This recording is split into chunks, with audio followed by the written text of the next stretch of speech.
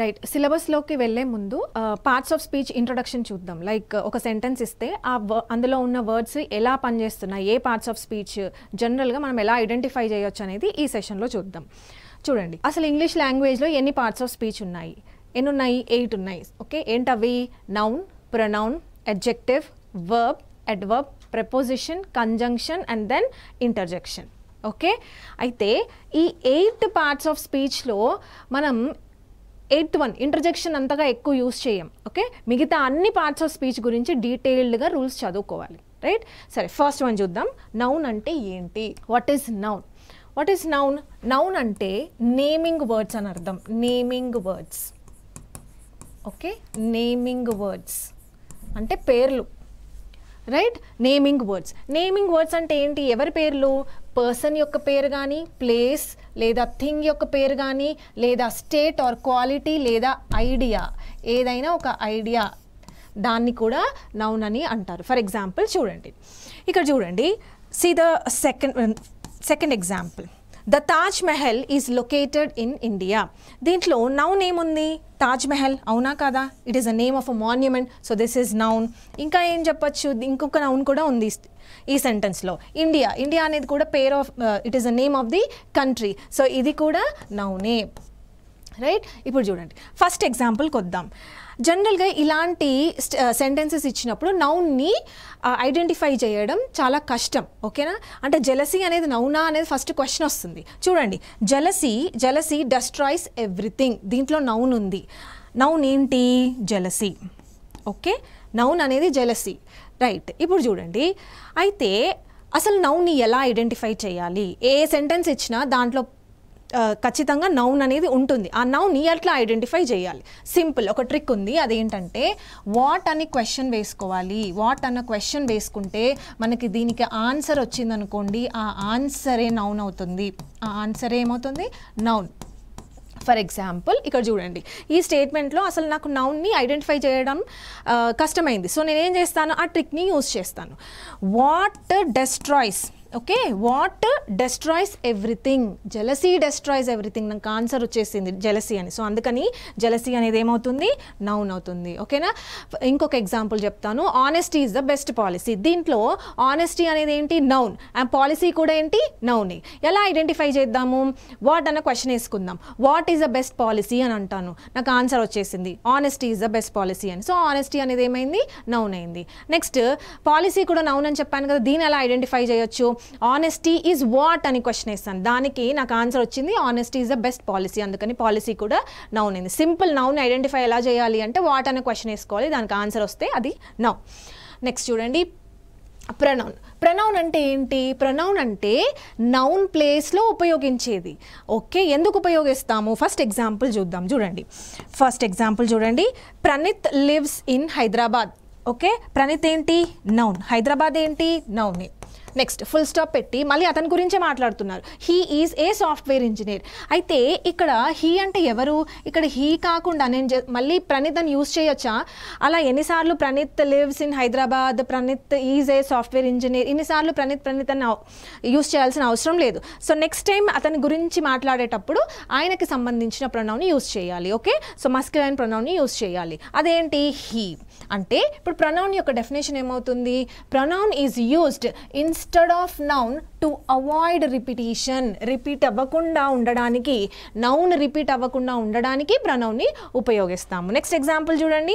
Radhika is noun. Okay, so Radhika is absent because she is ill. So she అనేది ఏమవుతుంది? Pronoun అవుతుంది. So pronoun is used in place of noun to avoid repetition. So this is pronoun. Next చూడండి, adjective. Adjective అంటే ఏంటి? First మనం ఏం చదివాం? Noun చదివాం, తర్వాత ప్రొనౌన్ చదివాం. ఇప్పుడు ఏం చదవాలి? అడ్జెక్టివ్ చదవాలి. ఎందుకు అడ్జెక్టివ్ చదవాలి? ఎందుకు వర్బ్ కానీ అడ్వర్బ్ కానీ చదవకూడదు అంటే, నౌన్ ప్రొనౌన్ ఈ రెండింటిని క్వాలిఫై చేసేది ఏంటి అంటే adjective. So adjective is a word that qualifies a noun are A pronoun. Okay, qualify అంటే ఏంటి అంటే ఆ నౌన్ గురించి కానీ ప్రొనౌన్ గురించి కానీ ఏదో ఒక క్వాలిటీని తెలుపుతుంది. ఫర్ ఎగ్జాంపుల్ చూడండి, ఎగ్జాంపుల్స్ చూడండి. Ram is an intelligent boy. Okay, Ram is an intelligent boy. దీంట్లో Ram is noun, okay, boy కూడా నౌనే, ఓకేనా. ఇది ప్రాపర్ నౌన్ అవుతుంది, ఇది వచ్చేసరికి కామన్ నౌన్ అవుతుంది. సరే, రెండు నౌనే. ఇప్పుడు చూడండి, రామ్ గురించి అంటే ఆ అబ్బాయి గురించి ఏదో ఒక క్వాలిటీ చెప్తున్నారు కదా, ఏమని చెప్తున్నారు, ఇంటెలిజెంట్ అంట అబ్బాయి. సో అందుకని ఈ ఇంటెలిజెంట్ అనే వర్డ్ నౌన్ని డిస్క్రైబ్ చేసింది కాబట్టి దీని ఏమంటారు, అడ్జెక్టివ్ అని అంటారు. ఓకే, నెక్స్ట్ చూడండి, హీ ఈజ్ ఇంటెలిజెంట్. హీ అనేది ఏమవుతుంది ఇక్కడ, ప్రనౌన్ అవుతుంది, అవునా. సో ప్రనౌన్, అబ్బాయి ఎలాంటి వాడంట, ఇంటెలిజెంట్. అంటే ఇంటెలిజెంట్ అనేది ఇక్కడ ఏమవుతుంది, అడ్జెక్టివ్. అంటే ఈ అడ్జెక్టివ్ అనేది నౌన్ని క్వాలిఫై చేసింది, అడ్జెక్టివ్ అనేది ప్రనౌన్ని క్వాలిఫై చేసింది. ఓకే, సింపుల్గా అడ్జెక్టివ్ని ఎలా గుర్తుపెట్టుకోవాలి అంటే, సి నౌన్ ముందు వచ్చేదే అడ్జెక్టివ్. ఓకే, సింపుల్గా ఇది గుర్తుపెట్టుకోండి, నౌన్ ముందు ఎప్పుడు వచ్చేది ఏంటి, అడ్జెక్టివ్. ఓకే, నౌన్ ముందు రెండే వస్తాయి, ఒకటి అడ్జెక్టివ్, మరొకటి ఏంటి, ప్రపోజిషన్. నేను అది చెప్తాను ప్రపోజిషన్ డీల్ చేసేటప్పుడు, ఓకేనా. సో నౌన్ ముందు వచ్చేది అడ్జెక్టివ్. ఒకసారి ఉందా లేదా చెక్ చేసుకుందాం. చూడండి, బాయ్ ఈజ్ నౌనేగా, ఎలాంటి అబ్బాయి అంటే ఇంటెలిజెంట్ అబ్బాయి అని చెప్పారు. సో ఇంటెలిజెంట్ ఏమైంది, అడ్జెక్టివ్ అయింది. నెక్స్ట్ చూడండి, ఇది ప్రనౌన్. సో ప్రనౌన్ గురించి కాదు మన కాన్సెప్ట్ అంతా కూడా, నౌన్ తీసుకోవాలి, ఎందుకంటే మెజారిటీ ఆఫ్ ద రూల్స్ దీని మీదే బేస్ అయి ఉన్నాయి. ఓకే, సో నౌన్ ముందు మనకి ఉండేది ఏంటి అంటే ప్రెపోజిషన్, సారీ అడ్జెక్టివ్ లేదా ప్రెపోజిషన్. అది ప్రెపోజిషన్లో చెప్తాను. ఓకే, సో నౌన్ ముందు రెండే ఉంటాయి, ఒకటి adjective, another is preposition. Next చూడండి, వర్బ్. ఎస్, వర్బ్ అంటే ఏంటి, వర్బ్ అంటే యాక్షన్ అని చదివాము మనం స్కూలింగ్స్లో చదువుకున్నాం, యాక్షన్ అని చెప్పేసి. అవును, యాక్షన్ అంటే ఏదైనా సమ్ యాక్షన్ పర్ఫామ్ చేస్తే అప్పుడు అవన్నీ కూడా ఏమవుతాయి, వర్బ్ అవుతుంది. For example, she rights a letter.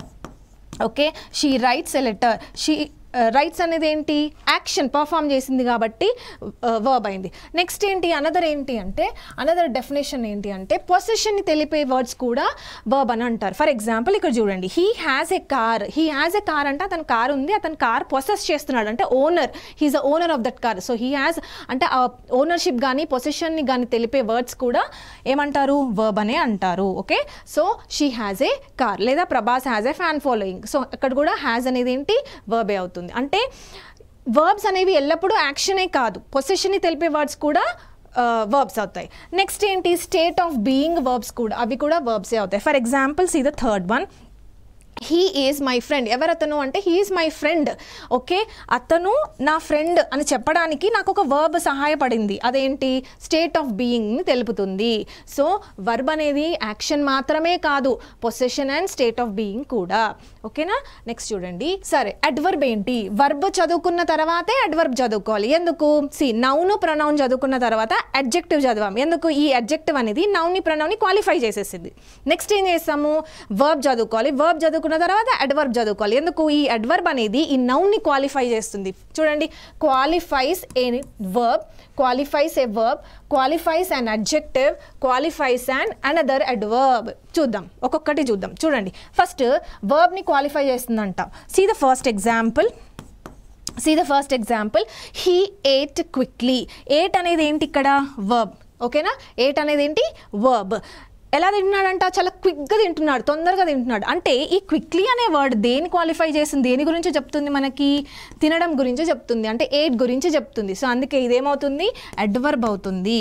ఓకేనా, next see the second example, she is a very beautiful girl. ఇప్పుడు చూడండి, గర్ల్ అంటే ఏంటి, గర్ల్ అంటే నౌన్. ఓకే, నౌన్ ముందు ఏమున్నా అదేమవుతుంది, అడ్జెక్టివ్ అవుతుంది అని చెప్పాను, అవునా. సో అడ్జెక్టివ్, ఎలాంటి అమ్మాయి అంటే బ్యూటిఫుల్ అమ్మాయి. సో అందుకని బ్యూటిఫుల్ అనేది ఏమవుతుంది, అడ్జెక్టివ్ అవుతుంది. ఇప్పుడు చూడండి, అయితే ఈ వెరీ ఉంది కదా, ఈ వెరీ అనేది ఏంటి, ఈ వెరీ అనేది దేని గురించి ఇన్ఫర్మేషన్ ఇస్తుంది, బ్యూటిఫుల్ గురించి ఇన్ఫర్మేషన్ ఇస్తుంది. ఓకే, నేను just she is beautiful girl అని చెప్పలేదు, షీ ఈజ్ వెరీ బ్యూటిఫుల్ అంటే కొంచెం ఎగ్జాజరేట్ చేసి కొంచెం ఎక్కువ బ్యూటిఫుల్ అని చెప్పడానికి నేను ఇక్కడ వెరీ అనే వర్డ్ని యూజ్ చేశాను. ఓకేనా, అంటే ఈ వెరీ అనే వర్డ్ అడ్జెక్టివ్ గురించి ఇన్ఫర్మేషన్ ఇస్తుంది, అందుకని ఇది అడ్వర్బ్ అవుతుంది. ఓకేనా, నెక్స్ట్ థర్డ్ ఎగ్జాంపుల్ చూడండి, she walks very fast. Now see, walks అనేది ఏంటి, verb. Yes or no, walks అనేది ఏంటి, verb. Now see, she walks fast, very తీసేద్దాం కాసేపు, వెరీ తీసేద్దాం. She walks fast. ఫాస్ట్ అంటే ఏంటి? ఫాస్ట్ అంటే వాక్ గురించేగా చెప్పేది, అంటే ఇదేంటి? అడ్వర్బేగా. Yes, adverb. ఇప్పుడు నేను కొంచెం ఎక్కువ ఫాస్ట్గా నడుస్తుంది అని చెప్పాలనుకుంటున్నాను. ఆ కేసులో నేను ఖచ్చితంగా యూజ్ చేయాల్సిన వర్డ్ ఏంటి? వర్బ్. మరి ఈ వర్బ్, ఈ వెరీ అనేది ఏమవుతుంది? It is adverb. దేని గురించి ఇన్ఫర్మేషన్ ఇస్తుంది? ఇంకొక అడ్వర్బ్ గురించి ఇన్ఫర్మేషన్ ఇస్తుంది. అర్థమవుతుందా? సో అందుకే డెఫినేషన్ ఏమైందో చూడండి. Qualifies verb, okay, and it qualifies adjective. మరొకటి ఏంటంటే ఇట్ క్వాలిఫైస్ అడ్వర్బ్. మూడింటిని క్వాలిఫై చేస్తుంది. అర్థమవుతుందా? ఇక్కడ చూడండి, ఫస్ట్ ఎగ్జాంపుల్లో ఏం చేసింది? వర్బ్ని క్వాలిఫై చేస్తుంది. చూడండి, వర్బ్ని క్వాలిఫై చేసింది. నెక్స్ట్ సెకండ్ ఎగ్జాంపుల్ వచ్చేసరికి అడ్జెక్టివ్ని క్వాలిఫై చేసింది. థర్డ్ ఎగ్జాంపుల్లో అనదర్ అడ్వర్బ్ని క్వాలిఫై చేసింది. అర్థమవుతుందా? సో అడ్వర్బ్ అంటే ఏంటి? అడ్వర్బ్ అంటే it is a word that qualifies a verb, adjective and another adverb if at all it is there in the sentence. Next చూడండి, నెక్స్ట్ ప్రెపోజిషన్. ప్రెపోజిషన్ అంటే ఏంటి? Pre plus position. ఓకే, ఈ వర్డ్ని మనం split చేస్తే pre plus position. Pre అంటే ఏంటి? Before, దేని ముందో ఉంటుందంట. దేని ముందు ఉంటుంది? నౌన్ ముందే ఉంటుంది. ఓకేనా? పొజిషన్ అంటే దాని యొక్క పొజిషన్.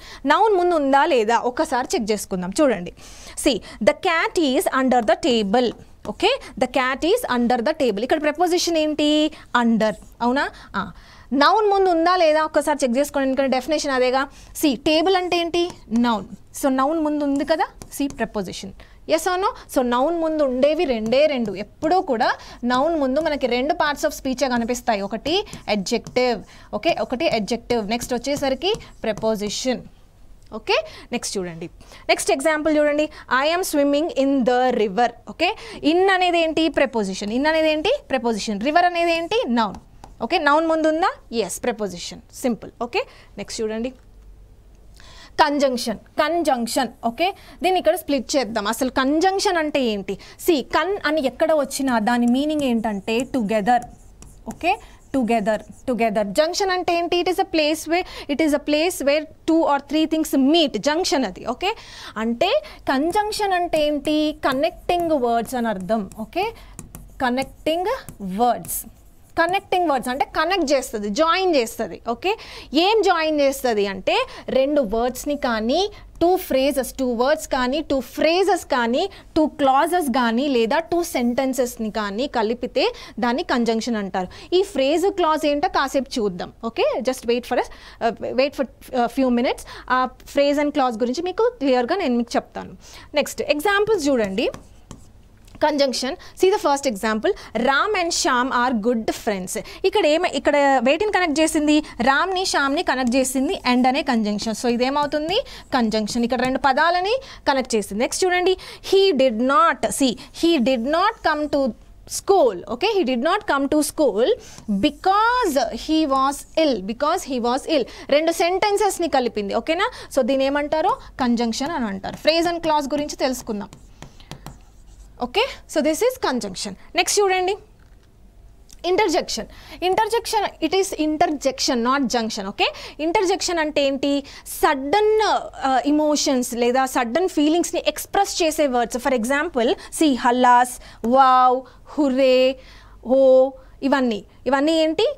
ఇంటర్జెక్షన్ అని అంటారు. ఓకేనా? అంటే కొంచెం ఎక్స్క్లమేటరీ మార్క్స్తో యూస్ చేసే వర్డ్స్ ఉంటాయి కదా, అవన్నీ కూడా ఇంటర్జెక్షన్ అనమాట. ఓకే, సో ఈ ఇంటర్జెక్షన్ పార్ట్ నుంచి యాక్చువల్గా మనకు ఎలాంటి రూల్స్ ఉండవు.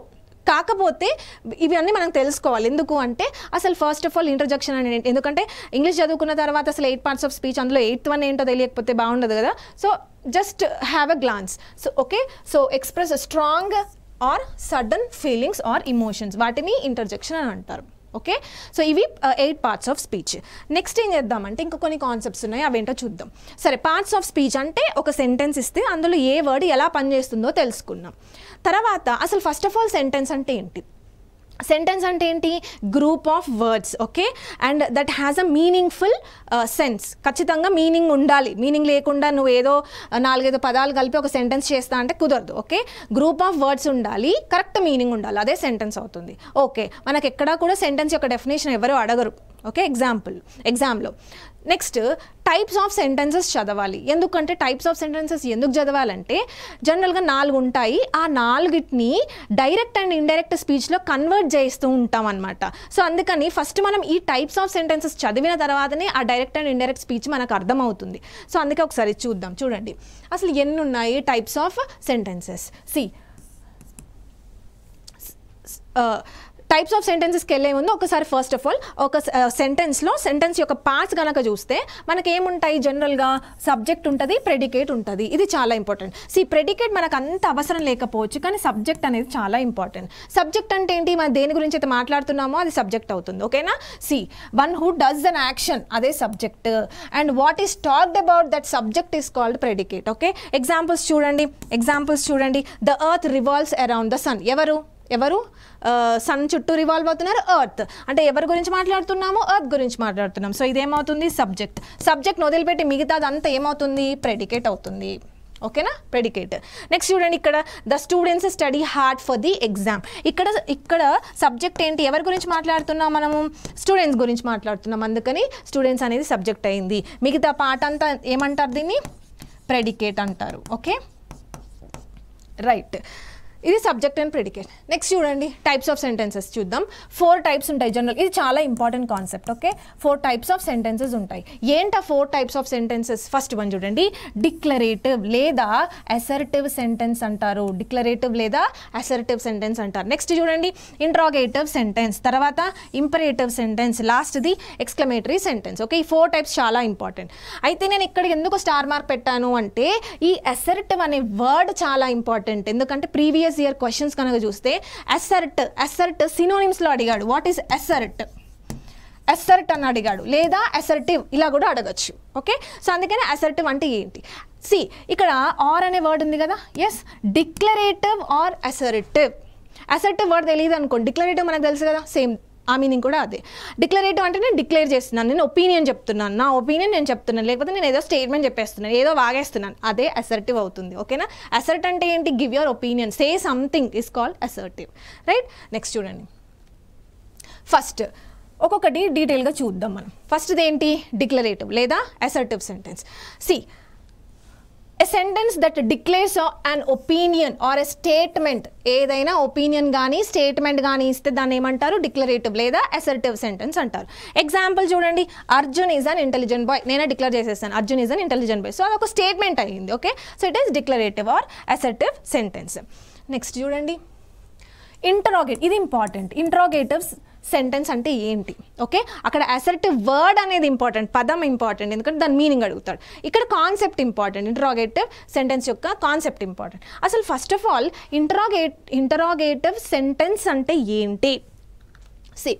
ఇంట్రాగేటివ్ సెంటెన్స్ అంటే ఏంటి? జనరల్గా ఏమంటారు? WHతో స్టార్ట్ అయ్యేవన్నీ కూడా ఇంట్రాగేటివ్ సెంటెన్స్ అని అంటారు. కానీ నిజంగా అన్ని WHతోనే స్టార్ట్ అవ్వాలా? అలా కాకుండా లేకపోతే నేను just are you coming to school, అక్కడ నేను WHతో ఏం స్టార్ట్ చేయలేదు, అయినా కూడా అది ఇంట్రాగేటివ్ స్టేట్మెంట్ అవుతుంది కదా. సో డెఫినేషన్ ఏంటంటే, ఇంటరాగేటివ్ సెంటెన్స్ అంటే WHతోనే స్టార్ట్ అయ్యే వర్డ్స్ కాదు, స్టార్ట్ అయ్యే సెంటెన్సెస్ కాదు. చూడండి, ఇంటరాగేటివ్ సెంటెన్స్ అంటే సింపుల్ క్వశ్చన్ మార్క్తో ఎండ్ అయితే దాన్ని ఇంటరాగేటివ్ సెంటెన్స్ అంటారు. క్వశ్చన్ మార్క్తో ఎండ్ అయితే ఇంటరాగేటివ్ సెంటెన్స్ అంటారు. ఓకే, మరి దేంతో మొదలు అవ్వాలి? ఓకే, మనకు తెలిసిందే కదా, WH ఫ్యామిలీ. WH అంటే what, when, why, who, whom, ఇవన్నీ వాటితో స్టార్ట్ అయ్యి ఓకే క్వశ్చన్ మార్క్తో ఎండ్ అవ్వాలి. అప్పుడు అవన్నీ ఇంటరాగేటివ్ అవుతుంది. నెక్స్ట్, అది మనకు తెలుసు, తెలియంది ఏంటో నేర్చుకోవాలి. హెల్పింగ్ వర్బ్స్తో స్టార్ట్ అయితే, ఓకే, హెల్పింగ్ వర్బ్స్తో స్టార్ట్ అయ్యి ఓకే, అండ్ దెన్ క్వశ్చన్ మార్క్తో ఎండ్ అవ్వాలి. హెల్పింగ్ వర్బ్స్తో స్టార్ట్ అయ్యి క్వశ్చన్ మార్క్తో ఎండ్ అయినా అవి కూడా ఇంట్రాగేటివ్ సెంటెన్స్ అంటారు. ఫర్ ఎగ్జాంపుల్ చూడండి, are you ill question mark, are you ill question mark. Okay, అంటే దేంతో స్టార్ట్ అయింది? ఆర్తో స్టార్ట్ అయింది. WHతో స్టార్ట్ అవ్వలేదు, ఆర్తో స్టార్ట్ అయింది. క్వశ్చన్ మార్క్తో ఎండ్ అయిందా? ఎండ్ అయింది. సో ఇది కూడా ఇంట్రాగేటివ్ సెంటెన్స్ అవుతుంది. Okay, do you know my name, do you know my name, okay, do you know my name question mark. దేంతో మొదలైంది? డబల్ హెచ్తో మొదలైందా? కాదు కదా. దేంతో మొదలైంది? హెల్పింగ్ వర్బ్తో మొదలైంది, డూతో మొదలైంది. ఓకే, ఈ హెల్పింగ్ వర్బ్స్ అనేవి ఏంటి అనేది మనం వర్బ్ చాప్టర్లో నేర్చుకుంటాం. ప్రస్తుతానికి ఏం గుర్తుపెట్టుకోవాలి మీరు? ఇంట్రాగేటివ్ సెంటెన్స్ అంటే నాట్ జస్ట్ డబుల్ హెచ్తో స్టార్ట్ అయితే కాదు, డబుల్ హెచ్తో స్టార్ట్ అయ్యి క్వశ్చన్ మార్క్తో ఎండ్ అయినా ఇంట్రాగేటివే. కానీ మీరు తెలుసుకోవాల్సింది ఏంటి? హెల్పింగ్ వర్బ్స్తో మొదలయ్యి క్వశ్చన్ మార్క్తో ఎండ్ అయినా అవి కూడా ఇంట్రాగేటివ్ సెంటెన్సెస్ అని అంటారు. ఓకే, ఒకసారి ఎగ్జాంపుల్స్ చూద్దాం. See, a sentence that asks a question. Asks a questions అంటే కంపల్సరీ క్వశ్చన్ మార్క్ ఉండాలి. దట్ యూజువలీ బిగిన్స్ విత్, చూడండి, డబ్ల్యూహెచ్ అన్ని డబ్ల్యూహెచ్ ఇక్కడ వరకు ఆపండి. నెక్స్ట్ చూడండి, హెల్పింగ్ వర్బ్స్తో మొదలయ్యి is, are, am, do, does, did. Okay, then has, have, had, వీటితో మొదలయ్యి క్వశ్చన్ మార్క్తో ఎండ్ అయిన వాటిని కూడా ఏమంటారు? ఇంట్రాగేటివ్ సెంటెన్సెస్ అంటారు. ఫర్ ఎగ్జాంపుల్ చూడండి, where are you going question mark, double హెచ్తో స్టార్ట్ అయింది, క్వశ్చన్ మార్క్తో ఎండ్ అయింది, సింపుల్. నెక్స్ట్ హెల్పింగ్ వర్బ్తో స్టార్ట్ అయింది, are you going to school today question mark. So helping వర్బ్తో స్టార్ట్ అయింది, క్వశ్చన్ మార్క్తో ఎండ్ అయింది. అర్థమవుతుంది కదా. So interrogative sentences are of two types. One starting with WH words ending with the question mark, the other starting with helping verb and ending with the question mark. రెండు ఉంటాయి, ఒకటి WHతో start అవ్వాలి, మరొకటి helping వర్బ్తో start అయ్యేవి. Okay, right. Next చూడండి, interrogative అయిపోయింది. ఇంపరేటివ్ అంటే ఏంటి? వాట్ ఈజ్ ఇంపరేటివ్ అంటే ఏంటి? ఓకే, ఇంపరేటివ్ అంటే కమాండ్ కానీ, ఇన్స్ట్రక్షన్ కానీ, అడ్వైస్ కానీ, సజెషన్ కానీ తెలిపే వర్డ్స్ ఉంటాయి కదా, వాటినన్నిటినీ కూడా తెలిపే సెంటెన్సెస్ ఉంటాయి కదా, వాటన్నిటినీ కూడా ఏమంటారు? ఇంపరేటివ్ సెంటెన్సెస్ అంటారు. ఏమేమి రావాలి అందులో? Command, instruction, advice, suggestions. Okay, request please అన్న వర్డ్ యూస్ చేస్తాం కదా మనం. సో ఆ వర్డ్స్, ఆ సెంటెన్సెస్ కూడా ఏంటి? Imperative sentence. ఫర్ ఎగ్జాంపుల్ ఇక్కడ చూడండి, గెట్ అవుట్ అని చెప్పాను. గెట్ అవుట్ అంటే ఏంటి? ఒకరు ఇంకొకరికి గెట్ అవుట్ అంటే కమాండ్. ఓకే, కమాండ్ ఇచ్చేసాడు వెళ్ళిపో అని చెప్పేసి. ఓకే, సో అప్పుడు అంటే ఇక్కడ ఏంటి? సబ్జెక్ట్ ఉండదు, ఆబ్జెక్ట్ ఉండదు, ఎవరికి చెప్పారనేది ఏమీ ఉండదు, జస్ట్ ఒక చిన్న కమాండ్, జస్ట్ స్మాల్ కమాండ్, దాన్ని ఇంపరేటివ్ సెంటెన్స్ అంటారు. Okay, so get out. Next read more to right well. Okay, read more to right well, ఇదేంటి? అడ్వైస్ లేదా సజెషన్. మంచిగా చదవండి, మంచిగా రాయాలంటే మంచిగా చదవండి అని అర్థం. ఓకే, ఎక్కువ చదవండి అని అర్థం. Right, simple. సో ఇక్కడ ఏంటంటే సబ్జెక్ట్తోని మనకు పనేమీ లేదు, జస్ట్ కమాండ్స్ ఇవ్వడం లేదా ఇన్స్ట్రక్షన్స్ ఇవ్వడం లేదా సమ్ అడ్వైస్ కానీ సజెషన్ కానీ ఇవ్వడం. ప్లీజ్ హ్యావ్ సమ్ వాటర్ అని అన్నాను అనుకోండి, అది కూడా ఇంపరేటివ్ అవుతుంది, ఎందుకంటే అక్కడ ప్లీజ్ అన్న వర్డ్ని నేను యూస్ చేశాను కాబట్టి. So command, instruction, advice, suggestion and request, ఇవన్నీ కూడా ఏంటి? Imperative sentence. నెక్స్ట్ చూడండి, ఎక్స్క్లమేటరీ సెంటెన్స్ అంటే ఏంటి? ఎక్స్క్లమేటరీ సెంటెన్స్ అంటే ఎక్స్క్లమేషన్, వావ్ అని ఎక్స్క్లమేటరీ మార్క్ ఉండాలి ఖచ్చితంగా. సో అంటే ఏంటి? ఇక్కడ సడన్ ఇమోషన్ ఆర్ ఎగ్జైట్మెంట్తో కూడుకున్న, అక్కడ మనం ఇంపరేటివ్ చూసాం కదా, ఇంపరేటివ్లో కొన్ని వర్డ్స్ చూసాం, హల్లాస్, హుర్రే, వావ్, అవేలాగో సేమ్ ఎక్స్క్లమేటరీ సెంటెన్సెస్లో వాటిని యూస్ చేస్తాం ఇక్కడ. ఓకే, ఆ వర్డ్స్ని యూస్ చేస్తాం. So sudden emotion or excitement or ఫీలింగ్తో కూడుకున్న సెంటెన్సెస్ అన్నీ కూడా ఏంటి? Exclamatory sentences. సి ఎగ్జాంపుల్స్ చూద్దాం. చూడండి, hurray exclamatory mark, hurray exclamatory mark, we won the football match, full stop పెట్టేశాడు. నెక్స్ట్ చూడండి, alas exclamatory mark, I am ruined. అర్థమవుతుందా? సో హుర్రే అంటే ఏంటి? హ్యాపీగా ఉన్నప్పుడు, నువ్వు ఏదైనా గెలిస్తే హుర్రే అనాలి, లేదు నువ్వు ఏదైనా నష్టపోతే లేకపోతే నువ్వు అన్సక్సెస్ఫుల్, నువ్వు ఫెయిల్ అయితే అప్పుడు హల్లాస్ అని యూస్ చేయాలి. అంటే ఇది positive word, this is positive word and this is negative word. Hurray is positive, alas is negative word. Okay, so this is all about exclamatory sentences. అంటే ఇప్పుడు మనము 4 రకాలైన సెంటెన్సెస్ ఉంటాయని నేర్చుకున్నాం. ఏంటవి? ఫస్ట్ ఏంటి? డిక్లరేటివ్ లేదా అసర్టివ్, నెక్స్ట్ది ఇంట్రాగేటివ్, తర్వాతది ఇంపరేటివ్ అండ్ లాస్ట్ ఎక్స్క్లమేటరీ చూసాం. సెంటెన్సెస్ అన్ని చూసాం కదా. అయితే మనము పార్ట్స్ ఆఫ్ స్పీచ్లో కంజంక్షన్ నేర్చుకున్నప్పుడు రెండు ఫ్రేజెస్ని క్లాసెస్ని కలిపే వర్డ్స్ని ఏమంటారు? కంజంక్షన్ అని చదివాం కదా. ఓకే, మరి అసలు ఫ్రేజ్ అంటే ఏంటో, క్లాజ్ అంటే ఏంటో కొంచెమైనా నాలెడ్జ్ ఉండాలిగా. ఎస్, ఓకే, అదేంటో చూద్దాం. అసలు ఫ్రేజ్ అంటే ఏంటి? ఫ్రేజ్ అంటే చూడండి, ఫ్రేజ్ అంటే సబ్జెక్ట్ వర్బ్ యొక్క కాంబినేషన్ ఉండకూడదు. ఓకే, గ్రూప్ ఆఫ్ వర్డ్సే ఫ్రేజు గ్రూప్ ఆఫ్ వర్డ్సే, క్లాజ్ కూడా గ్రూప్ ఆఫ్ వర్డ్సే. మరి రెండిట్లో తేడా ఏంటి అంటే ఫ్రేజ్లో సబ్జెక్ట్ వర్బ్ కాంబినేషన్ అస్సలు ఉండకూడదు. సబ్జెక్ట్ వర్బ్ కాంబినేషన్ అస్సలు ఉండకూడదు. Okay, so without subject verb combination is called phrase. Example చూస్తే కానీ అర్థం కాదు. చూడండి, first the sun rises in the east. ఓకేనా, ఇక్కడ ఫ్రేజ్ ఏమవుతుంది? ఇన్ ద ఈస్ట్ అనేది ఫ్రేజ్ అవుతుంది. ఏమవుతుంది? ఇన్ ద ఈస్ట్ అనేది ఏమవుతుంది? ఫ్రేజ్ అవుతుంది. సబ్జెక్ట్ ఉందా ఇక్కడ? లేదు. వర్బ్ కూడా లేదు. సో సబ్జెక్ట్ వర్బ్ కాంబినేషన్ అసలే లేదు. సో ఇక్కడ నుంచి ఇక్కడ వరకు దాన్ని ఏమంటారు? ఇన్ ద ఈస్ట్ అని అంటారు. ఓకే, ఇన్ ద ఈస్ట్ అంటే అదొక ఫ్రేజ్ అయిపోయింది. నెక్స్ట్ చూడండి, ఇది తెలుసు కదా మనకి, Humpty Dumpty sat on the wall. Okay, on the wall. On the wall అనేది ఏంటి? ఫ్రేజ్ అవుతుంది. ఓకే, ఆన్ ద వాల్ అనేది ఏమవుతుంది? ఫ్రేజ్ అవుతుంది. దీనిలో సబ్జెక్ట్ వర్బ్ కాంబినేషన్ ఉందా? లేదు కదా. సో అందుకని any group of words which doesn't have subject verb combination is called phrase. Next, clause అంటే ఏంటో చూద్దాం. క్లాజ్, క్లాజ్ అంటే ఏంటంటే ఇది కూడా నేను ఏమని చెప్పాను? గ్రూప్ ఆఫ్ వర్డ్స్ అనే చెప్పాను. ఫ్రేజ్ గ్రూప్ ఆఫ్ వర్డ్సే, క్లాజ్ కూడా గ్రూప్ ఆఫ్ వర్డ్సే. డిఫరెన్స్ ఏంటంటే ఇక్కడ ఖచ్చితంగా సబ్జెక్ట్ వర్బ్ కాంబినేషన్ ఉండాలి.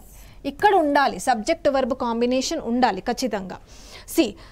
ఎగ్జాంపుల్ చూద్దాం. చూడండి, ఈ క్లాజ్ అనేది మనకి ఇంపార్టెంట్ ఎందుకంటే కండిషనల్ సెంటెన్సెస్లో మనం ఎక్కువగా యూస్ చేసేది క్లాజెస్. చూడండి, if you study hard or if you work hard, if you study hard you will get good marks. Okay, you will get good marks. ఇక్కడ చూడండి, ఇక్కడ ఇది సబ్జెక్టేగా, యూ అంటే సబ్జెక్ట్, స్టడీ అంటే ఏంటి? వర్బ్. అయిపోయింది. నెక్స్ట్ పక్కన పడేది దాన్ని. నెక్స్ట్ యూ అంటే ఏంటి? ఇక్కడ సబ్జెక్ట్. విల్ గెట్ అనేది ఏంటి? వర్బ్. ఓకే, అంటే ఇక్కడ రెండు సబ్జెక్ట్ వర్బ్ కాంబినేషన్, ఇక్కడ సబ్జెక్ట్ వర్బ్ కాంబినేషన్ ఉంది, అనదర్ సబ్జెక్ట్ వర్బ్ కాంబినేషన్ ఉంది. ఓకే, రెండు ఉన్నాయి కాబట్టి చూడండి, దీన్ని ఒక క్లాజ్ అని అంటారు. దీని ఏమంటారు? This is clause number 1 and this is clause number 2 అనుకోండి.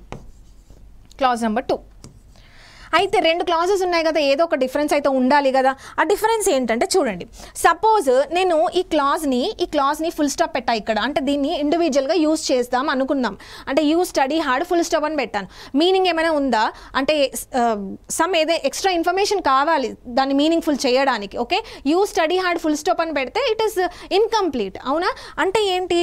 ఇది దేనిపైన డిపెండ్ అవుతుంది, కంప్లీట్ అవ్వడానికి దేనిపైన డిపెండ్ అవుతుంది. అందుకే దీని ఇండిపెండెంట్ క్లాజ్ అని అంటారు. ఏమంటారు? Independent clause. Okay, independent clause.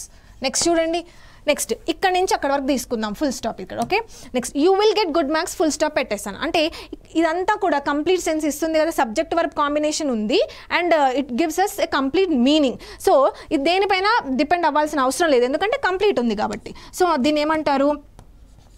దీన్ని ఇండిపెండెంట్, ఓకే, ఇండిపెండెంట్ క్లాజ్ అని అంటారు. ఇది డిపెండ్ అవ్వట్లేదు దేనిపైన. ఓకే, ఇది దీనిపైన డిపెండ్ అవుతుంది కాబట్టి దీన్ని డిపెండెంట్ క్లాజ్ అని అంటారు. ఏమంటారు? Dependent clause. Okay, dependent clause. This is dependent clause because this is depending on the other clause. That's why it is called dependent clause. ఇది దేని మీద డిపెండ్ అవ్వట్లేదు కాబట్టి ఇండిపెండెంట్ క్లాజ్. నెక్స్ట్ చూడండి, ఇది దేనిపైన డిపెండ్ అవ్వట్లేదు కాబట్టి దీన్ని మెయిన్ క్లాజ్ అని కూడా అంటారు కదా, మెయిన్ క్లాజ్ అని కూడా అంటారు. ఓకేనా, నెక్స్ట్ చూడండి, నెక్స్ట్ ఈ డిపెండెంట్ క్లాజ్ అనేది ఇండిపెండెంట్ క్లాజ్ పైన డిపెండ్ అవుతుంది. అంటే ఇది సబార్డినేట్ కింద పొజిషన్ అనమాట. సో దీన్ని సబార్డినేట్ క్లాజ్ అని కూడా అంటారు. Okay, subordinate clause. అర్థమవుతుంది కదా. సో క్లాజ్ అంటే ఏంటి?